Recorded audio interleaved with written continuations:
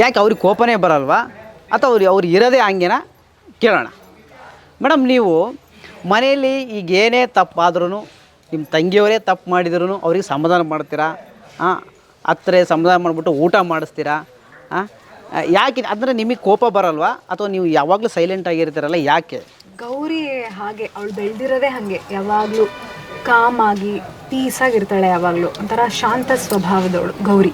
ಅದಕ್ಕೋಸ್ಕರ ಇವಾಗೇನು ಗೊತ್ತಾ, ಮನೇಲಿ ಯಾರಾದರೂ ಜಗಳ ಆಡಿ ನಾನು ಸಿಟ್ಟು ಮಾಡ್ಕೊಂಡ್ಬಿಟ್ರೆ ಆ ಸಿಚುಯೇಷನ್ನ ತಣ್ಣಗೆ ಮಾಡೋದು ಯಾರು? ಹೌದು, ಯಾರಾದರೂ ಒಬ್ಬರು ಕಾಂಪ್ರಮೈಸ್ ಆಗಲೇಬೇಕಲ್ವಾ?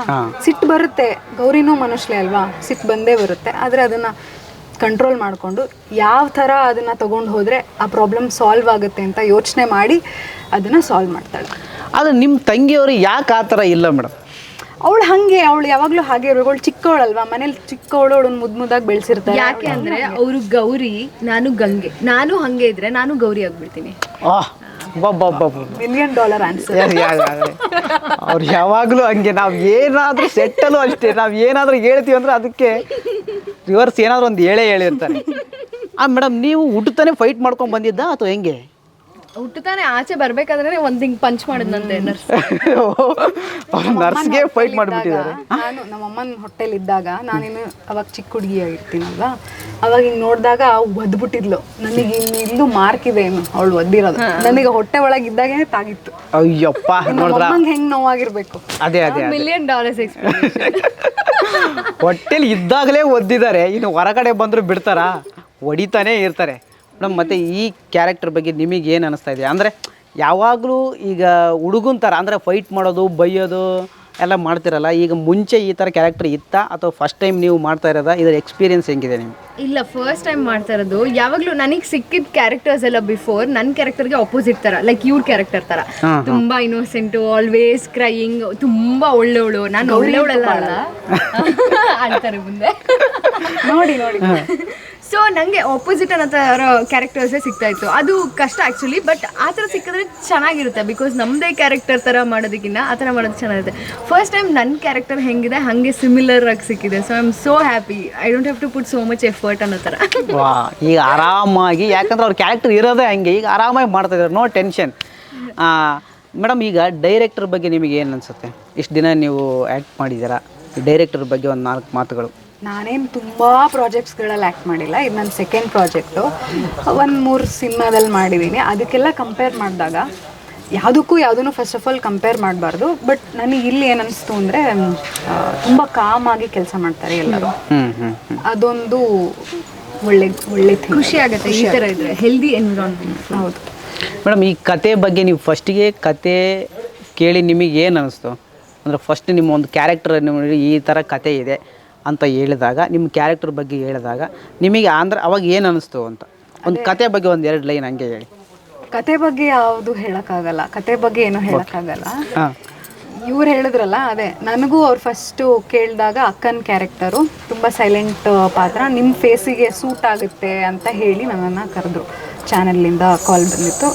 ಹಾಗಾಗಿ ಅವರು ಇದು ಲುಕ್ ಟೆಸ್ಟ್ಗೆ ಹೋದಾಗ ನಮಗೆ ಕೊಡ್ತಾರಲ್ಲ ಸೀನ್ ಪೇಪರ್ನ, ಆವಾಗ ಡೈಲಾಗ್ಸು, ಅದರಲ್ಲಿರೋ ಡೈಲಾಗ್ ಇಂಟರ್ನೇಷನ್ಸ್ ಎಲ್ಲ ನನಗೆ ಅವ್ರು ಹೇಳಿದಾಗ, ಇದು ನಾನು ಮಾಡ್ಬೋದು. ಯಾಕಂದರೆ ನನಗೂ ಜಾಸ್ತಿ ಎಫರ್ಟ್ಸ್ ಹಾಕಬೇಕು ಅನ್ನೋದೇನಿಲ್ಲ. ನಾನು ರಿಯಲ್ ಲೈಫಲ್ಲೂ ತುಂಬ ಸೈಲೆಂಟಾಗಿರ್ತೀನಿ, ಯಾರ ಹತ್ರನೂ ಜಾಸ್ತಿ ಮಾತಾಡೋಕ್ಕೆ ಹೋಗಲ್ಲ. ಸ್ವಲ್ಪ ಸಿಮಿಲರ್ ಇದೆ ಶ್ರೀವಿದ್ಯಾಗೂ ಗೌರಿಗೂ, ಹಾಗಾಗಿ ಈಸಿನೇ. ಮೇಡಮ್, ನಿಮಗೆ ಕೇಳಿದ ತಕ್ಷಣ ಒಪ್ಕೊಂಡ್ಬಿಟ್ರೆ ಅದು ಹೆಂಗೆ? ಇಲ್ಲ, ಕೇಳಿದ ತಕ್ಷಣ ನಾನು ಒಪ್ಕೊಳ್ಳೋದಿರಲಿ, ಅವ್ರು ಒಪ್ಕೋಬೇಕು ತಾನೆ. ಲುಕ್ ಟೆಸ್ಟಿಗೆ ಬಂದೆ, ದೀಪಕ್ ಸೆಟ್ ಆಗುತ್ತೆ, ಯು ಕ್ಯಾನ್ ಡೂ ಇಟ್ ಅಂತ. ಸೊ ಲುಕ್ ಟೆಸ್ಟಿಗೆ ಬಂದು ಮಾಡಿದಾಗ they were also happy, I was also happy, okay I can pull it off ಅಂತ. ಮತ್ತು ಈ ಇಡೀ ಟೀಮ್ ಬಗ್ಗೆ ಏನು ಹೇಳೋಕ್ಕೆ ಇಷ್ಟಪಡ್ತೀರಾ? ಸೊ ಏನೂ ಅಷ್ಟು ಇರಿಟೇಟ್ ಆಗಲ್ಲ, ತುಂಬ ಪೀಸ್ಫುಲ್ ಆಗಿದೆ ಸೆಟ್ ಎಲ್ಲ. The only irritation is our hero ದಶ್. ಯಪ್ಪ, ನಮ್ಮ ಬಾಸ್ ಬಗ್ಗೆನೇ, ನಮ್ಮ ಬಾಸು ಅಂತಂದರೆ ಇವ್ರು ಇರಿಟೇಷನ್ ಅಂತೆ. ನಮ್ಮ ಬಾಸ್ ಮುಂದೆ ಏನು ಹೇಳ್ತಾರೆ ಅಂತ ನೋಡೋಣ ಬನ್ನಿ ಬಾಸ್. ಅವ್ರು ಮುಂದೆ ಏನು ಹೇಳೋದು, ಮುಂದೆ ಹಿಂದೆ ಎಲ್ಲ ಒಂದೇ. ಅವರು ಮುಂದೇನೂ ಅಷ್ಟೇ, ಹಿಂದೇನೂ ಅಷ್ಟೇ. ಯಾಕಂದ್ರೆ ಅವರು ಒಂಥರ ರೌಡಿ ಬೇಬಿ ಇದ್ದಂಗೆ, ಹೇಳಿದ್ನಲ್ಲ, ಬೈತಾನೆ ಇರ್ತಾರೆ, ಹೊಡಿತಾನೆ ಇರ್ತಾರೆ. ಚಿಕ್ಕ ಮಕ್ಳ ಹತ್ರ ಎಲ್ಲ ನೀವು ಹಿಂಗೆ ಮಾತಾಡ್ಬಾರ್ದಪ್ಪ ಹಂಗಂತೀರಾ? ಅಂಕಲ್ ದರ್ಶನ್ ಸಿಟ್ಟಿಂಗ್ ಹೋಗೋರ್ನೆಲ್ಲ ಕರ್ಸ್ರೆ ಹಿಂಗೆ ಆಗೋದು. ಬೇಬಿ ಸಿಟ್ಟಿಂಗ್ ನಾನ್ ಬೇಬಿ ಸಿಟ್ಟಿಂಗ್ ಅಂದ್ರೆ ಅಫ್ ಕೋರ್ಸ್ ಇವ್ರ ಅಂಕಲ್ ತಾನೆ. ಇವರು ಮೂಲತಃ ಎಲ್ಲಿಂದ ಅಂದ್ರೆ ಬಂಡೀಪುರದಿಂದ ಬಂದವರು, ಸೊ ಅದಕ್ಕೆ ಹಿಂಗ್ ಮಾತಾಡ್ತಾರೆ ಅಷ್ಟೇ, ಬೇಜಾರ್ ಮಾಡ್ಕೊಂಬೇಡಿ. ಮೂಲತಃ ಬಂಡೀಪುರದ ಅಂದ್ರೆ ಬಂಡೀಪುರ ಅಂದ್ರೆ ಕಾಡಲ್ಲಿದ್ರು, ಅದಾದ್ಮೇಲೆ ಮೈಸೂರು ಝೂಗ್ ಹಾಕಿದ್ರು, ಶಿಫ್ಟ್ ಆಗಿ ಇವಾಗ ಬೆಂಗಳೂರಿಗೆ ಬಂದಿದ್ದಾರೆ. ಪ್ರಾಪರ್ ಆಗಿ ಟ್ರೈನಿಂಗ್ ಯಾವುದು ಅಂತ ಬಸ್. ಈಗ ಇಬ್ರು ಹೀರೋಯಿನ್ ಇದ್ದಾರೆ, ನಿಮಗೆ ಇವ್ರ ಬಗ್ಗೆ ಇಬ್ಬರ ಬಗ್ಗೆ ಏನು ಅನ್ಸುತ್ತೆ? ಫ್ರಾಂಕ್ಲಿ ಸ್ಪೀಕಿಂಗ್ ತುಂಬ ದೊಡ್ಡ ಆರ್ಟಿಸ್ಟು.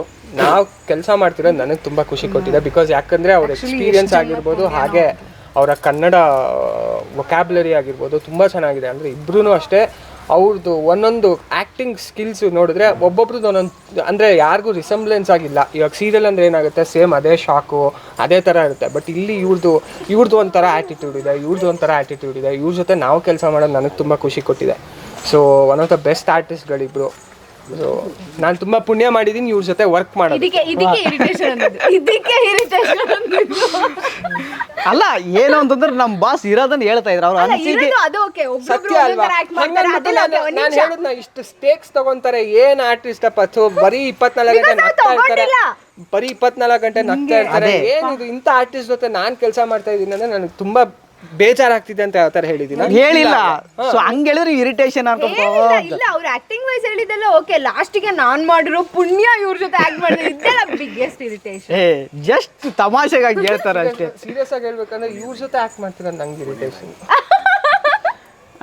ಕೊನೆಯದಾಗಿ ಏನು ಹೇಳ್ತೀರಾ ಬಸ್? ಕೊನೆಯದಾಗಿ ಪ್ರತಿ ಡಿಸೆಂಬರ್ 11ರಿಂದ ಪ್ರತಿದಿನ ಸೋಮವಾರದಿಂದ ಶನಿವಾರದವರೆಗೂ 6:30ಗೆ ಗಂಗೆ ಗೌರಿ ಅನ್ನೋ ಒಂದು ಒಳ್ಳೆ ಸೀರಿಯಲ್ಲು ಪ್ರಸಾರ ಆಗ್ತಿದೆ.